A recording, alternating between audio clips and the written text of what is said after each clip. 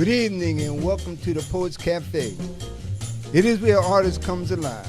The spoken word brings forth the inner creation of hidden treasures, expressing tones of lyrics felt within the soul, a vibration that brings stories untold. This platform represents artists of all backgrounds, be it writers, singers, spoken word, artistic expression, and painting, literature, poetry, and a journey through life. Mystery seeks to bring new ideas and opportunities to the mind at all levels. Wherefore my time leaving tomorrow on the wings of yesterday, where birds fly higher than the mystery of dreams never knew. Why do mellow sounds ring silently without ever leaving memories of my lonely blues? We walk by the calls of nature, sing in harmony, pray for the love of the skies, and dance with the stars like a feminine ballerina, gazing across the stage in her soft-toed ballerina shoes. Welcome to the Artistic Poetry Cafe Show, Poetically Speaking, hosted by Terry Benjamin and Ron C. McCrae. As delighted as we are, we can't wait to engulf a new wave of presenting this platform to our audience. So, sit back and enjoy. Don't forget to subscribe and hit the like button. Now, let's get started. Let's get started. Okay, another adventure here with you and Poetically Speaking here with Terry and Ron and you. And you're very important to us, and that's why we shout out to you every time we come on the air. We thank you for listening. We thank you for viewing. We thank you for your comments. And so today, today's agenda is his story, her story, our story. And so you see how it all comes together. You know, we're all part of each other. And again, we have to tell our story. And we're going to do that by sharing with you some ideas, some food for thought that we might have. And really, you know, again, this is a platform for you. This is an opportunity for you to become critical thinkers. Again, I tell you, as always, it's not about what I say or what Ron says. It's really how you sort of put it together in your own mind. And that's why we begin each program with a quote of the day.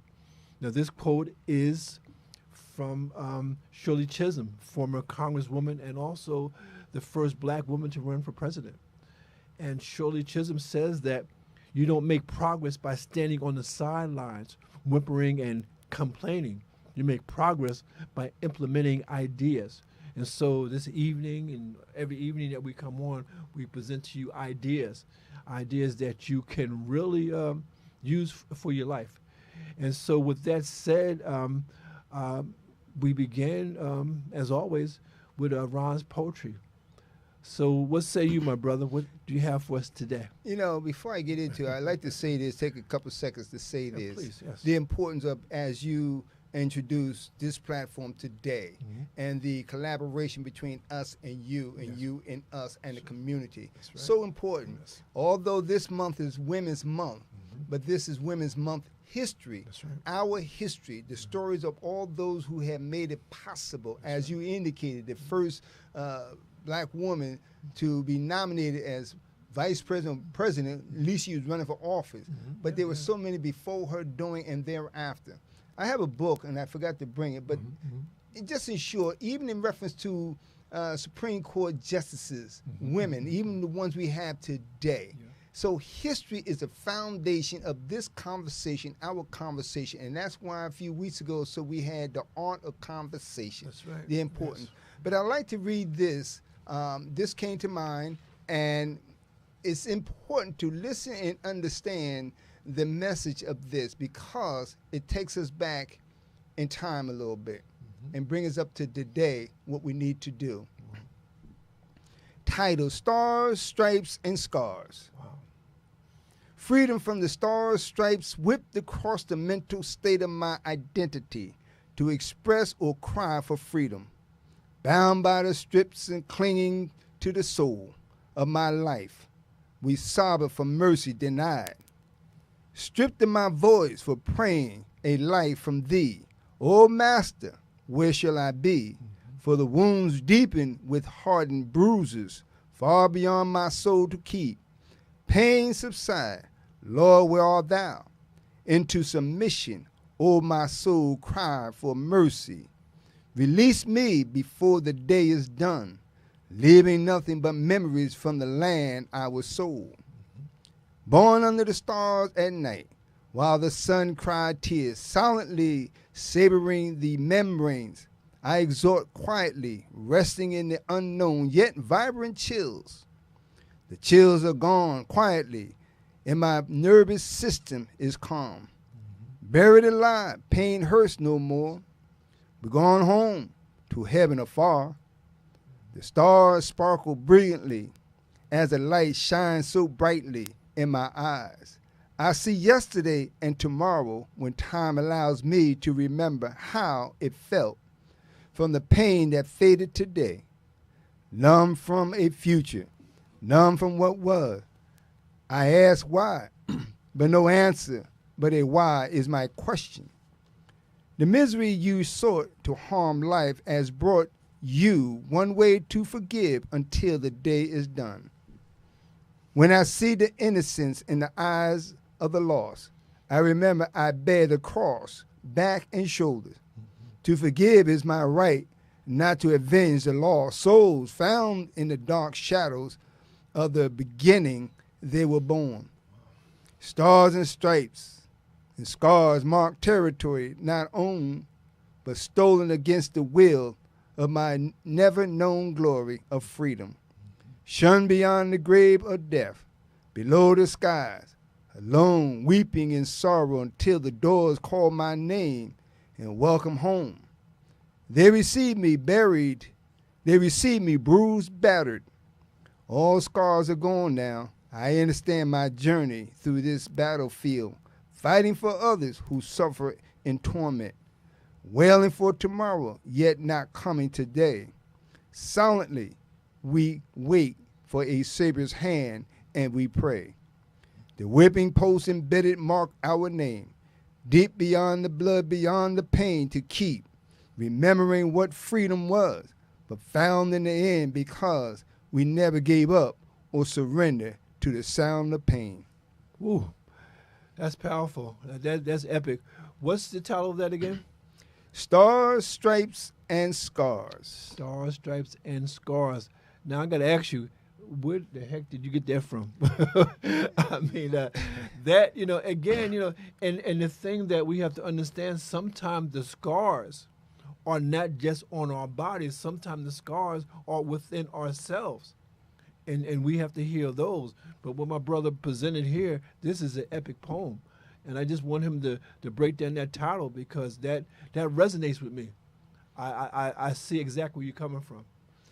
You know, it came to me, and I'll be honest with you, this was the spirit of the moment, and this is how the spirit works. Yes. And this is what we tried to introduce to you. When that thought hits you, when that vision, whatnot, you have to bring it to life. Right. You plant a seed. How this came is in the moment, midnight, early in the morning. That's when it comes. That's when it comes. But I reminisce and I look back on the history of today, celebrating Women's Month, but I looked at all the women then received their glory. That's right. We had to look at those who never even had the spoken word to express their pain and sorrow. That's right. Okay, and then looking all the way back. But we are here today because of the women, the mothers, the fathers, the brothers, and some went through. They became what we are today. The appreciation of history is the most profound element there is in our life. That's right. You have to understand, who am I? Why am I here? How come I have to go through? Well, guess what? Ask the lonely ones and the suffering and the ones who were bruised and couldn't cry anymore. That the sun itself shed the tears of the pain that became subsided in their life. You are here because of them. So celebrating today for all women's mothers and daughters and granddaughters, all the brothers and young brothers and sons and whatever the case may be, you have to understand the message that we try to bring to you, our platform, Poetically Speaking, because there's poetry in every element of life there is. I don't care how deep that pain is, but they wrote poetry in the scars that we cannot begin to imagine. But listening to you today as you feed back to us, we want to hear your story as we read to you, because it's not about us entertaining you with the piece of the day or the word of the day, but we want to hear your story, poetically speaking. Again, scars, stripes, and scars. And the Yep. thing is, again, today's agenda is his story, her story, our story. Okay, and it all comes together. And again, we poetically speaking, we like to entertain you with quotes, but the quotes that mean something. And this is from a figure in our history, George Washington Carver. If you don't know him, you should, but it's always Google. Okay. And George Washington Carver said, and when I was looking at this, my brother, I thought about you, because on the back of our on our car, which advertised our program, my brother has something that he wrote that I want to share with you. He says here, poetically speaking, the place for spoken word, where your dreams come to life. Your dreams, Again, it's not just my dreams or his dreams, but it's your dreams. And this is from George Washington Carver, and he says, most people search high and wide for the keys to success. If they only knew, and this is the point, if they only knew the key to their dreams lies within. If they only knew the key to their dreams lies within. Okay, so whatever you have of value is within inside you, and all we have to do is bring it out. And that's why he has his story, she has her story, but we have a collective story, and that's what one of the things this program is about. We're trying to build a community, because again, I do believe that the only way we can get through this particular time in our history is through our community. I don't see any other way. And so that's why we invite you every Thursday and Sunday to come with us and to leave your comments, because again, this is all for our cause, for our story. And I just want you to read that last line there, because that really hit me hard when you were talking about the whipping post. The whipping post embedded marked our name. Deep beyond the blood, beyond the pain, to keep remembering what freedom was, but found in the end because we never gave up or surrendered to the sound of pain. Never give up. Never give up. Never give up. I love the way you put that. I love that. It's and that's what brings us to a moment. You might think you having a nightmare or something like that, but it's something talking to you. You have to take that, whatever it is, and jot it down. You may not write the whole book or novel or fiction or whatever, but whatever. That spark. That's what's important. Yeah, that's important. And again, so we talk about different books, and this segment we have Mind, Body, and Books. I always try to bring a book that usually from my personal library. Because sometimes, my brother, we talk about this often, sometimes you have books in your library that you forgot that you had. Yeah. And then one day you say, oh, yeah, where did I get that from, And this book really is very important to me, in my life, I've done a lot of moving around different homes and apartments and that kind of stuff. But this book is almost falling apart right now. But I have it here with me. And the book is entitled Think and Grow Rich, A Black Choice. Daily motivations for African American success, and this is by Dr. Dennis Kimbrough. And what he does, which I love, Ron, is so beautiful, is that he has a quote for every day, and he has an affirmation, and in between the quote and affirmation, he gives us some knowledge. And so this is appropriate. This is for March 20th, okay, and it's headed A One-Track Mind. And here the quote is, it took me 20 years, but I knew what I wanted and I knew what I could do. And this is from Walter Turnbull, founder of the Harlem Boys Choir. And here, this is Dennis Kimbrough. He writes an application. He says here, each of us are born with two minds, a can-do mind and a can't-do mind. An excellent way to get acquainted with these two types of minds is to look upon the subconscious as a garden. You are a gardener, and you are planting seeds, thoughts, in your subconscious mind based on your thinking. As you sow, so shall you reap. That which is possible only becomes possible after you have used your can-do mind. The can-do mind believes in success, abundance, health, and prosperity. The can-do mind, on the other hand, succumbs to negative thinking, fear, and disbelief. It nurtures feelings of lack, limitation, ignorance, and discord. In one respect, both achiever and failure alike deploy their greatest gift, the use of their minds. However, while one utilizes the positive, the other employs the negative. One makes his use of the can-do mind and reaps all the blessing that it bears. The other struggles senselessly with the sadder side of life and too often adapts to life's shortcomings. Those who have carved their names onto the tablet of success have a deep understanding of the workings of the two minds. Long before their goals became apparent, they made a conscious decision to lose their minds and rid themselves of all negative thinking.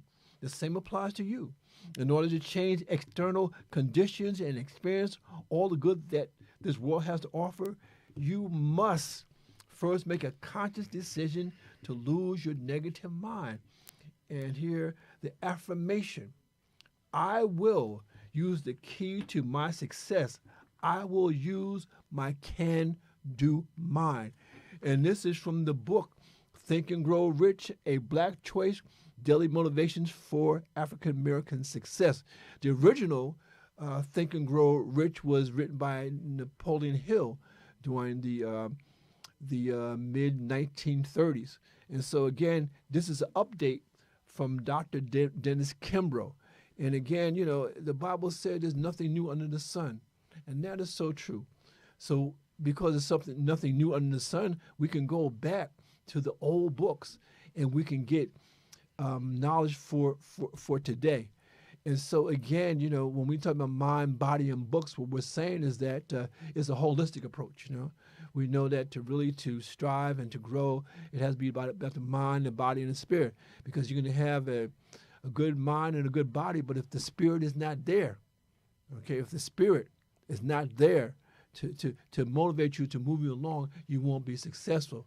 So again, we really are happy to share this with you. And always we go back to the old books, the old magazines, because this information is still good, it's still relevant. And now there's talk of dismantling the Department of Education. Now that's kind of scary to me, but you know what? It's not so scary because I know that in the final analysis, we have to teach ourselves.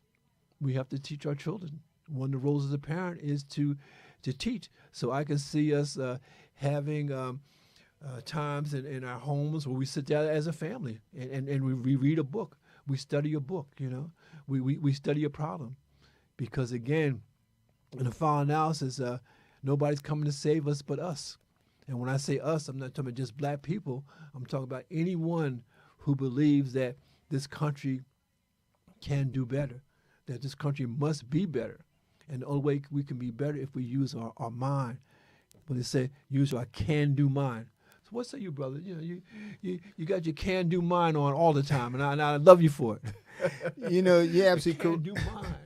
You're absolutely correct. As a matter of fact, here's my thought just now. Please. For those from the Bible, you know, Isaiah 61, 1 through 11. Mm-hmm. You know, the Spirit of the Lord is upon me. He have renewed my spirit. You see, or you have Psalms 91. Mm-hmm. Okay, then you have also to tie into Isaiah 61, mm-hmm. 1 through 11. You have Luke 14, Luke 4, mm-hmm. 14 to 21. The Spirit of the Lord is upon me. Right. All of those who are believing, mm-hmm. or believers, those who are struggling to trust and believe, mm-hmm. cling to the ones who are believing. The ones who are believing cling to the ones who's struggling. That's what it's all about. Yeah. You know, and Romans 8 and 2 says, you know, by the renewing of your mind, change the way you think. Mm-hmm. Because even as you read with Think and Grow Rich, mm-hmm. the person, the author, original author, mm-hmm. uses thoughts. Something inspired him for the collaboration and the continuation to be passed on to Dennis. Mm-hmm. Okay? Think and grow rich. This is what we say all the time. Think and grow rich. Rich doesn't mean that, all this money going to drop out of the sky. No. It gives you the wisdom and knowledge to continue to cultivate your garden, somebody else's garden, because we have to work together. And that's what's important. Yeah, that's what's important. And then and I love the way you mentioned that think and grow rich is not just about material things, about like riches that we can see. I mean, just mastering your craft. I consider this man a master poet. And the mastery of his craft leaves no doubt to he is the real deal. And the thing is that, I mean, I can't pay enough money to have his mind. I can't do that. So his mastery makes him wealthy. My determination to uplift black people. That gives me a direction. I wake up every morning, and my thing is in the back of my mind. I want to return black people to their historical greatness, and I don't think that's too much to ask, because we were that, and we can be that again, and in our hearts and minds, that's where we are, and that's why I talk about our poetry, and I talk about our music, and I talk about our music as being poetry, because within our music are the lessons that we need to learn, and it's so funny because I have some song poems that I'm going to read, and they all go back to the 70s, I'm a connoisseur of music from the 60s, 70s, 80s, and the 90s, which means this is all I listen to. I mean, there's new stuff out there, and I'm sure that is good. But for me, this older music has lessons that I'm still yet to learn. And so in this segment of Music and Lit, I want to start with a song, poem by Minnie Riperton. I tell you, I do a daily music blog, and I just finished writing about Billy Paul. People know him from Me and Mrs. Jones, but he also wrote a song called Am I Black Enough for You? And I just finished writing about him, so starting tomorrow I'm going to start writing about Minnie Riperton from a album entitled Adventures in Paradise. And there's about, I'd say maybe eight or 10 songs, and so I'm going to write an essay about each one of those songs. Now, this song by Minnie Riperton was actually released in 1979, and it reads, I stumbled upon this photograph. It kind of made me laugh. It took me way, way back down memory lane. I see the happiness. I see the pain. Where am I? Back down memory lane. I see us standing there, such a happy, happy pair. Love beyond compare. Look at here, look at there, look at there. The way you held me, no one can tell me that love would die. Why did I have to find this photograph? I thought I had forgot the past. Now I'm slipping fast back down memory lane. I feel the happiness. I feel the pain. Here I am back down memory lane. I'm in the sunshine. I'm in the rain. I thought it was over. Here I go again, back down memory lane. I don't want to go. Travel up and down faster than the speed of sound, back down memory lane. You still my foolish heart. Don't let this feeling start, back down memory lane. I don't want to go back down memory lane. I don't want to go back down memory lane. Save me, back down memory lane. Save me, save me, save me, save me, save me. Back down memory lane, back down memory lane, back down memory lane. I don't know, I don't know, I don't know, I don't know. Back down memory lane. And that's Memory Lane from Minnie Riperton, a beautiful singer, died of breast cancer, but her daughter is a very well-known comedian actress, Maya Rudolph. You know, her husband was Richard Rudolph. They wrote songs together. And again, the idea that in the past there is salvation and lessons. So again, Memory Lane. Now this next song is a very political song from someone who doesn't usually write political songs. He's known usually for romantic songs. But again, even he knew something was going wrong. You know, here's a man who created What's Going On. I'm talking about, of course, Marvin Gaye. And this song was actually released in 1972, and this is Marvin Gaye. And again, this is a very political song, but again, listen to the lyrics, and you'll see that a lot of things are going through now. What we're going through back in 1972. So this is Marvin Gaye, and the song is "You're the Man." You've been talking to the people, trying to get them to go your way, telling us not to worry, that we won't be led astray. So blind, I'm signifying. Your opponents always lying. Think about the mistakes you make. I believe that America's at stake. You know, busing is the issue. Do you have a plan with you? If you have a plan, if you have a master plan, I got to vote for you. Hey, got to vote for you because you're the man. We don't want to hear no more lies about how you plan to economize. We want our dollar value increase and employment rise.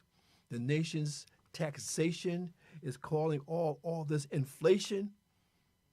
Don't give us no peace sign. Turn around and rob the people blind. Economics is the issue. Do you have a plan with you? Because if you've got a plan, if you got a master plan, I got to vote for you. You're the man. Don't you understand? There's misery in the land. People marching on Washington. Why not hear what they have to say? Because the tables just might turn against you, brother. I said around election day, politics and hypocrites is turning us all into lunatics. Can you take the guns from our sons, right? All the wrongs that administrations have done? Peace and freedom is the issue. Do you have a plan with you? Because if you got the plan, if you got the master plan, I got to vote for you. Hey, got to vote for you because you the man. Got to vote for you because you the man. Now that's Marvin Gaye, and that is in 1972. And then he talks about taxation, and he talks about economics. He says here, economics is the issue. Do you have a plan with you? Because if you got a plan, I've got to vote for you because you're the man. And he says here, nation's taxation is causing all this inflation. Doesn't that sound familiar? You know, that's scary. That's scary because, again, and we have somebody who is just in love with tariffs, and tariffs are taxes, okay? Plain and simple. A tariff is a tax that comes back onto you because the people are sending in goods and services, and they're being taxed or tariffs, and again, they put that cost onto you. And that's why the eggs are up to, they tell me $7 a carton. So again, and the last one that I want to read from you is also very familiar, you know, because after we finish this, we're going to have a discussion of where do we go from here. But I got to get this in because this is really, you know, again, we have to be unified, and again, you know, we need to unify under our symbols, okay? For us, black people in this country at this time, red, black, and green is symbolic of our struggle, of our blood, of our sweat, and of our tears. And this song that I'm going to read as a poem was actually released in 1973. And I'm reading this poem because it is a tribute to ourselves, but it's also a tribute to our ancestors, because this was written by Roy Ayers, and this was released in 1973. Roy Ayers, jazz man, you know, passed at age 84. But one of the things about the Roy Ayers and the Marvin Gayes and the Minnie Riperton, they left us their work. They left us these things that we can reflect upon. And the thing that really scares me, Brother Ron, is the fact that, doggone it, it seems like this was written yesterday, not back in the 70s. And so this is Red, Black, and Green, Roy Ayers. And it says here, red, black, and green. If you think about it, you know what I mean. Red, black, and green, if you think about it, you know what I mean. Red is for the eastern side. Red is for the blood we share.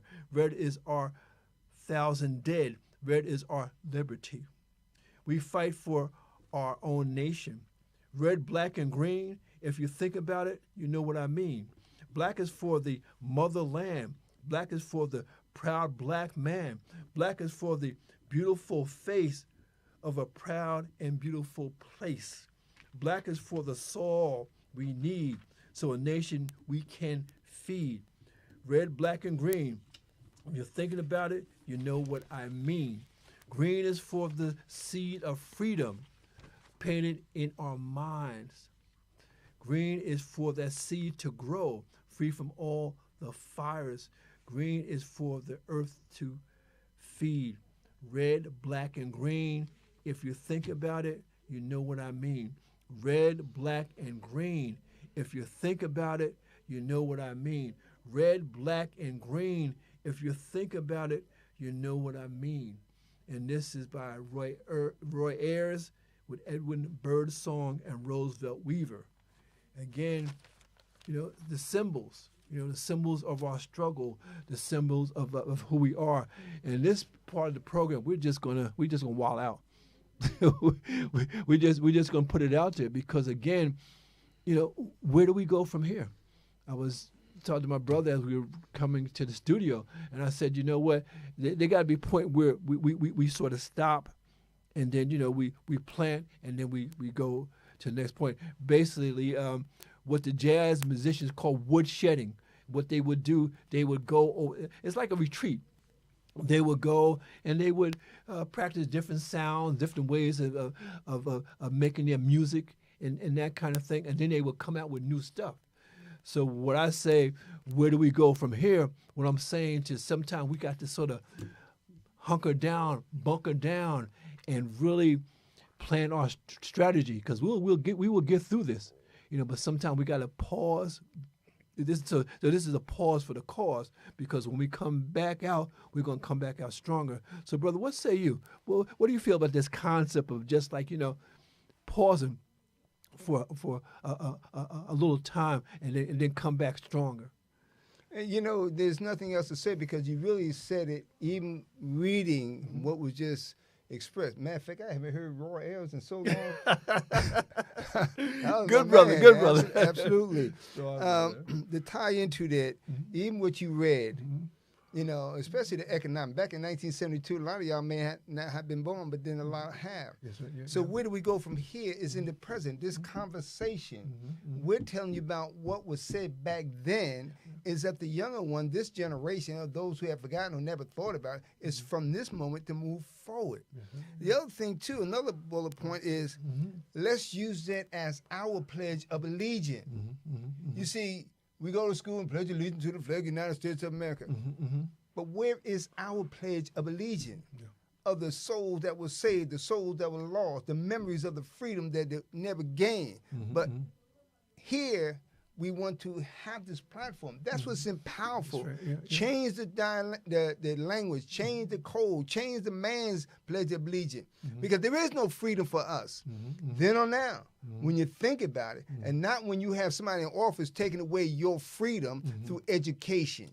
Right. And here, too, I want to tie in that those with the Spirit of the Lord, when I was in darkness, you visit me. See, the light is in you. When I was hungry, you fed me. When I was in prison, you visit me. When I was without clothes, you clothed me. You have everything at the sound of our voice right now. And yet, how many of you out there is sitting around moaning and groaning like a dog sitting on, and I say that out of respect, moaning and groaning about whatever. Because again, you cannot begin to imagine the pain that our ancestors endured based on what you think you experience it today. And I read it in one of the pieces. Your pain is what makes you who you need to be and should be to pass on into the future. That's the point. And it's so funny that you mentioned the dog because Les Brown has this story that he tells. He is also available to you on YouTube. Les Brown, Les Brown, and he talks about this dog. The dog is moaning and groaning, and and the guy walks by and he sees the dog moaning and groaning, and the guy says, what's wrong with the dog? And the owner says, well, he's lying on a tack. Well, why does he get off the tack? Well, he said it's not hurting bad enough for him to get off the tack. And that's the way some of us are, You're in pain, but you don't want to do anything to get off that tack, to get out of that pain, because although it's hurting, it's somewhat bearable, it's not life-threatening, so it won't kill you, but it's uncomfortable. But you say, you know what? I can live with this discomfort. And I'm saying to you, you don't have to live with this discomfort. You don't have to feel that pain every day. You can do something about it. And that's why, we were talking about getting to a point, and then you have to really pause. Like those of us who are in our 50s and 60s and 70s, it comes a time in your life where you have to let the mac and cheese go. I'm sorry. You have to let the fried chicken go, okay? I'm sorry. I love fried chicken. I love mac and cheese, but my system can't take that anymore. When you are younger, boy, you get away with a multitude of sins. I can't even eat pizza anymore. The pizza would destroy me. But now, when I was a kid, man, I would go, especially in New York, they had the best pizza. Mm-hmm. And what I would do, and I knew I had a certain amount of influence, because I would go and I would order 2 slices, brother. I would order 2 slices, and then what I would do, I would fold them into each other, and I would just eat them like that, Now, if you don't know New York pizza, especially back in the day, you don't know pizza. But as you get older, there's certain things that you got to let go. You got to let go, like sleeping. They say one of the things that when you get older you have trouble sleeping, and that may be true. But sleep is very, very important, because sleep is when your body does most of its healing. So we have to develop a better regimen for sleep.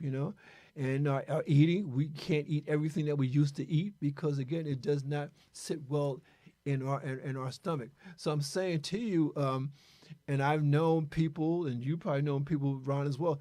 They know they have type 2 diabetes, but they continue to eat the same food that they have eaten, and they know that it's wrong. But what do they say, Ron? You got to die something. Okay, all right. I mean, all right, you got to die of something, okay? So you're going to die of that, or you're going to lose your foot, or your whatever, because of that. I don't know, but I tell you, brother, if it hurts, I want it to go away, okay?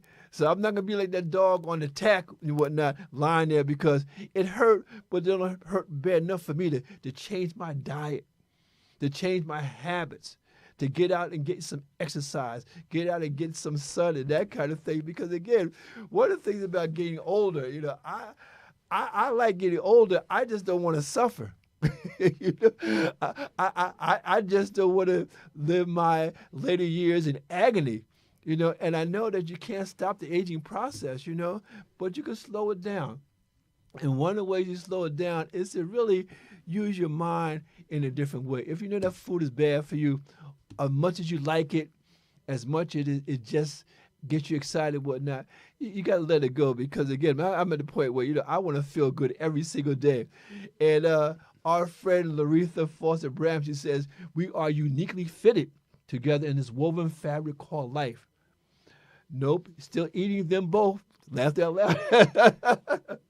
Well, my sister, I still love you, and maybe as we go through our journey, maybe you may change, maybe you might not, but I'm the type of person at this point, I want to feel good every single day, especially in my later years. But again, Laretha, thank you for viewing. Thank you for commenting, and we love you, even if you're still eating the macaroni and cheese and the fried chicken. And you're right on both sides, and I say that because, see, God give us choices, free will. Choice. There's a difference between a need and a want. I want the macaroni and cheese, but I need to be free. You can't do both now. You can be free from your want, but guess what? The difference is now you're complaining. Yeah, I just want to be See, healthy. when you change for the need and the freedom, now the body is designed to heal itself, to give you that flow, the harmonious spirit. Right. So this way you can always feel good and refreshed. That's what it's all about. Because again, you have a choice. That's right. You know, right. Knowing the difference and understanding the difference between the need. We're not here to criticize what you do. No. But know and understand. And as you indicated, whether it's chicken, whatnot, there's meat all around the world. And the Bible tells you what to eat, what not to eat. You go to Deuteronomy 14, I think it is, but 7, but look it up. Or Genesis 1 and 29, and many other places. God tells you exactly what to eat and what not to eat.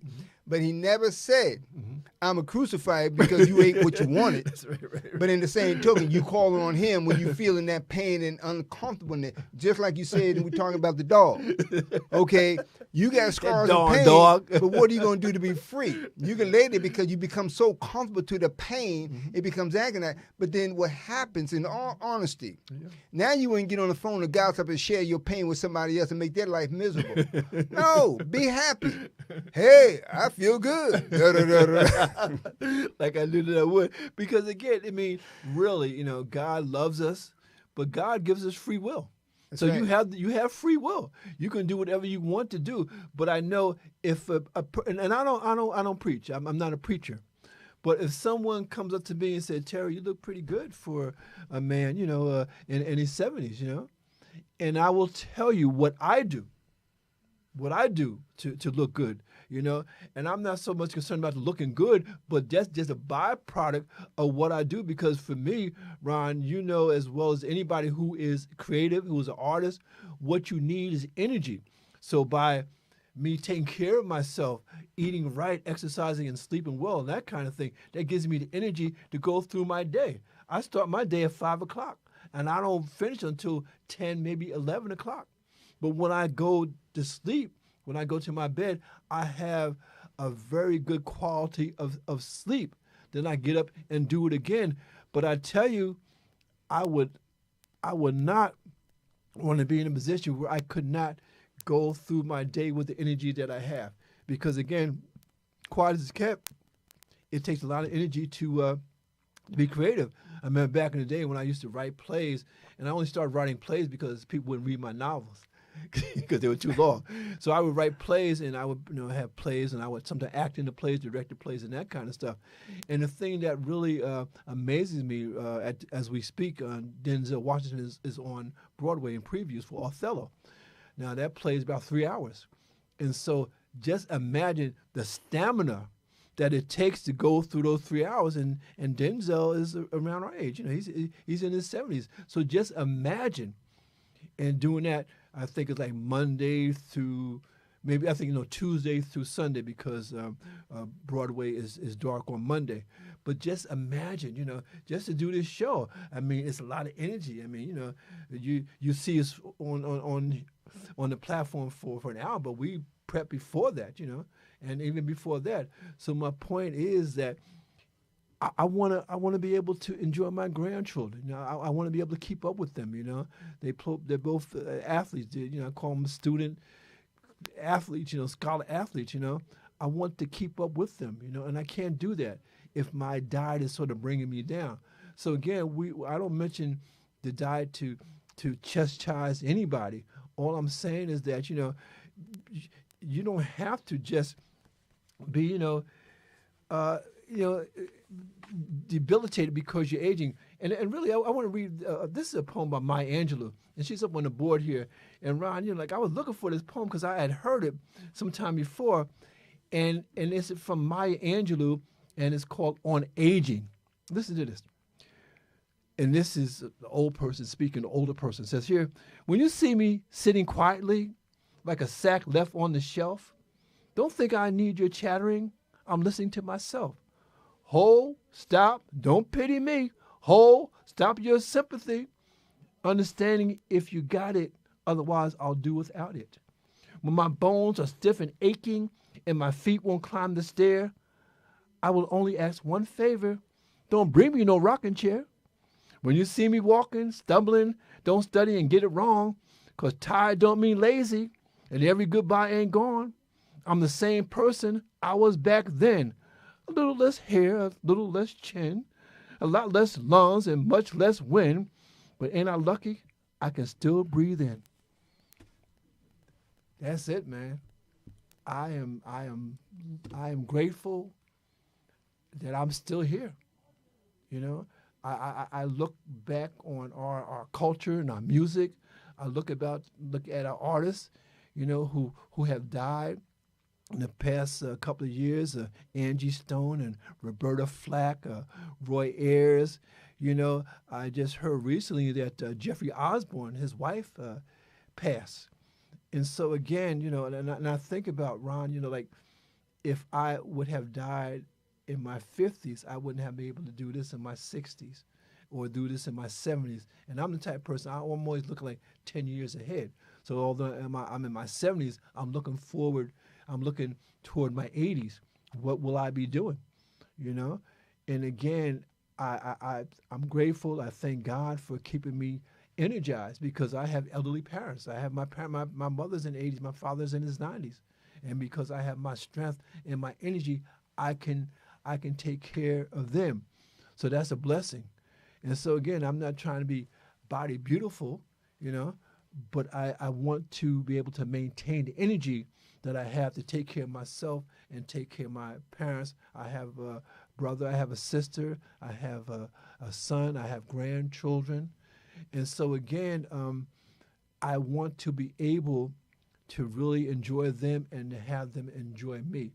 So I'm not talking about vanity right here. What I'm talking about is preserving ourselves alive so we can really be an example of the best that we have to offer our people. So when we're talking about community, you know, we're talking very seriously because I'm of the firm mind, and it's been said many times before, you know, and I would believe it even more so. If you don't have something that you're willing to die for, you don't have anything willing to live for.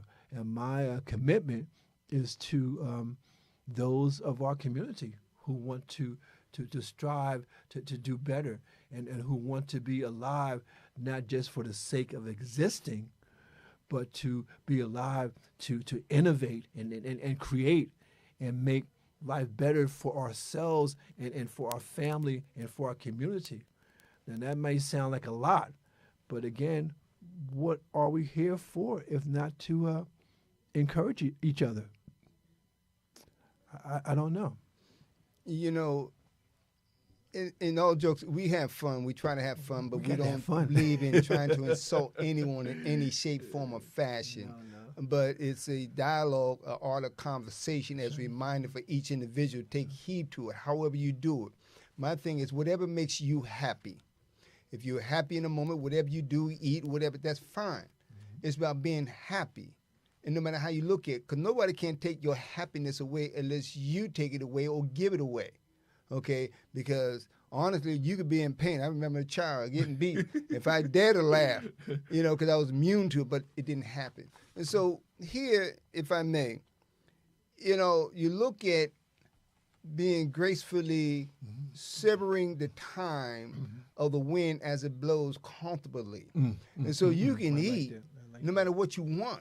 I have a friend of mine, she loves eating steak, you know, but the thing is, you can't complain about I feel sluggish or slow because everyone who's driving, those who don't pay attention to their car if it has a low tire, that tire is carrying dead weight, heavy load. If you carry stuff in your pocketbook, or whatever the case would be, the body is carrying a load. The most important, it makes it harder for the internal organs. The organs is the gears. The gears is what drives the engine, which is your body.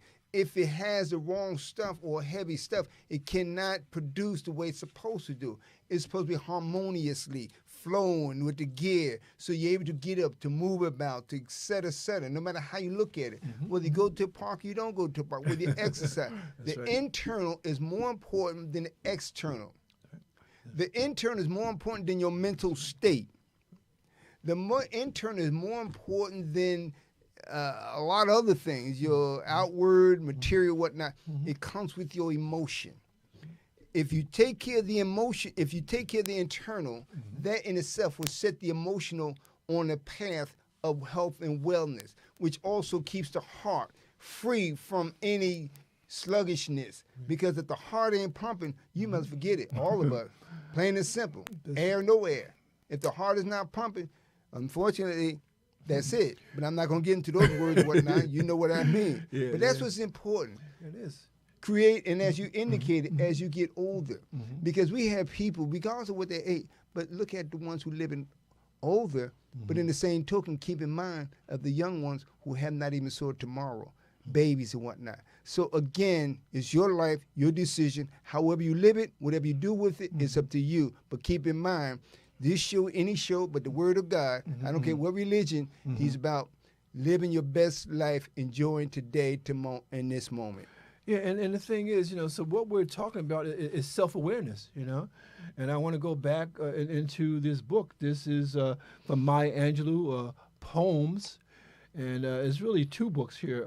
One book is called Just Give Me a Cool Drink of Water Before I Die. And the other one is Oh, Pray My Wings Are Going to Fit Me Well. And she is the one who wrote the poem and Still I Rise. But this is a poem entitled, this is from Maya Angelou. She's on the board there. And it's entitled When I Think About Myself. And I love Maya because she's very funny, in a very sly way. She's almost sarcastic, but is a woman, of vast knowledge and experience. She was not only a poet, but she also directed a film. So she was a filmmaker and she was a dancer and etc. But here it's entitled When I Think About Myself. When I think about myself, I almost laugh myself to death. My life has been one great big joke. A dance that's walked, a song that spoke. I laugh so hard I almost choke when I think about myself. 60 years in these folks' world, the child I worked for calls me girl. I say, yes, ma'am, for working's sake, too proud to bend, too poor to break.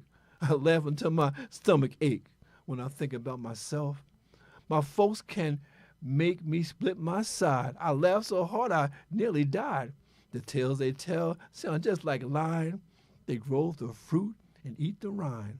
I laugh until I start to crying when I think about my folks. When I think about myself, when I think about my folks, when I think about the circle of life from birth to death. I don't know who's watching, but I know one thing.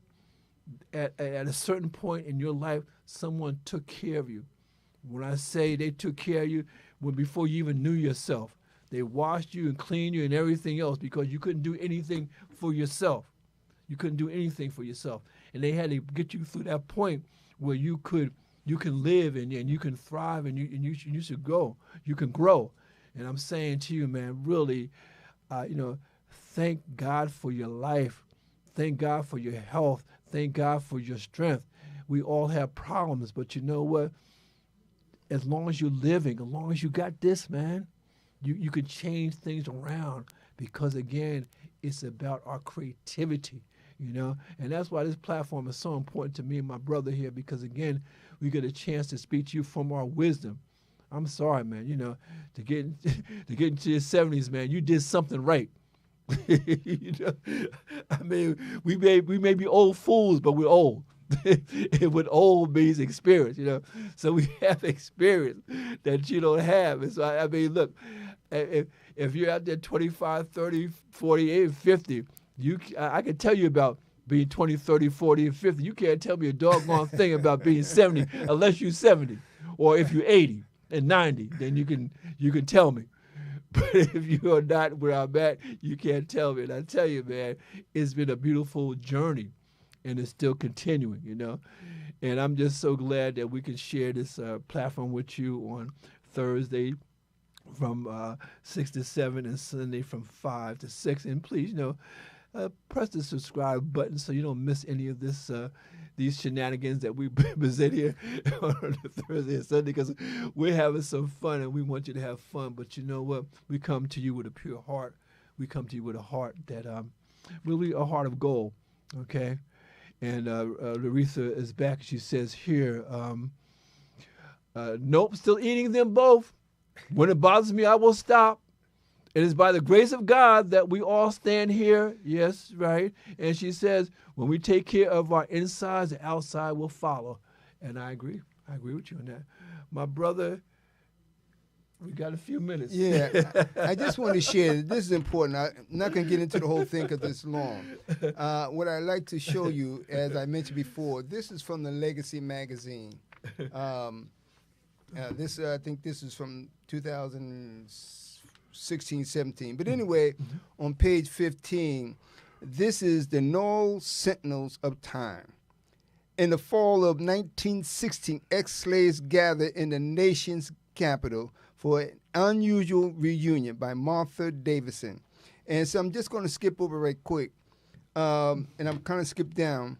The National Photo Company made this picture, but a photographer from another news agency, Harris and Ewing, who also attended the reunion, identified the pair as Elizabeth Berkeley, age 125, and Sadie Thompson, age 110. This was a reunion of ex-slaves and ex-slave masters gathered in Washington, D.C. You cannot begin to comprehend the thought of 100 of these sisters, okay, of 125 or 110, ex-slaves. They ain't going to show you the back. They're not going to tell you about the scars on the inside, but their story is untold. Yes. And we are here to bring their legacy, the memories of their pain that we cannot begin to feel, to express, and keep it alive. It's up to everyone in this present time, young, middle, or senior, to continue to carry into tomorrow, because what we allow today by dismantling education also strip you of your own mind, body, soul, spirit. And matter of fact, it interferes to tell you better not believe in God or anybody in a higher power. Wow. Here's the other thing, and I just want to show you, just in this short. Men and women, brothers and sisters of an age, they just, whatever strength they had to move forward together, as you was reading with Maya Angelou, regardless of your situation or condition, they continue to move forward because it was freedom in their soul.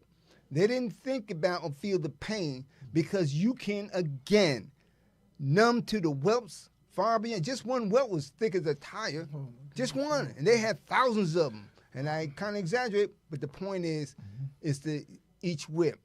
And here, the notion of a reunion of formerly enslaved with their enslaved may seem unimaginable. The 13th Amendment, keep this in mind, the 13th Amendment, approved by Congress and ratified by the states in 1865, which abolished slavery throughout the United States. So people, if nothing else, go back and read something. Bring forth something, information we may have forgotten, we may not know about, but learn something. This was then. And so to scream and worry about a president of the United States about stripping you, you need to go back in your history and what was written. You need to argue the Constitution, because in the Constitution right now, I guarantee you, and I stand corrected, how many of you, everybody out there, understand and know that in the Constitution says only 2/3 of you was recognized as human. They're not focused on the 2/3, they focus on the 1/3. That's why they treat you then and now the way you be treated. But as long as you're catering to that, you accept it. Yeah. No, your voice should be, hell no, I am not enslaved. That's right. My mind, body, and soul. That's right. And so your freedom has to be in your heart. That's where God lives. Yeah. And again, just to sort of piggyback on that, the idea is not what you call me, is what I answer to. And so again, it's not what you call me, is what I answer to. You can call me whatever you want to, but I know within myself who I am and what I am. And that's why this evening we were talking about his story, her story, and our story. And my brother sort of brought that all full circle. And so again, we thank you for tuning in. We thank you for your comments. We thank you for your support.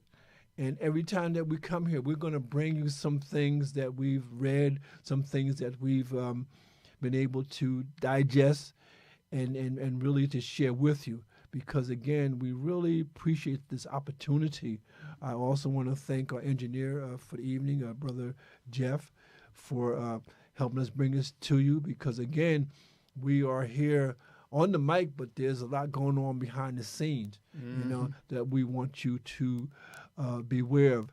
And so on that note, I want to say thank you again and good night.